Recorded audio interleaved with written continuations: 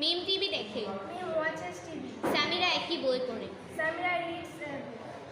শাহিন রাস্তাটি অতিক্রম করে। Shaheen crosses the road. Mahi বাজারে যায় না।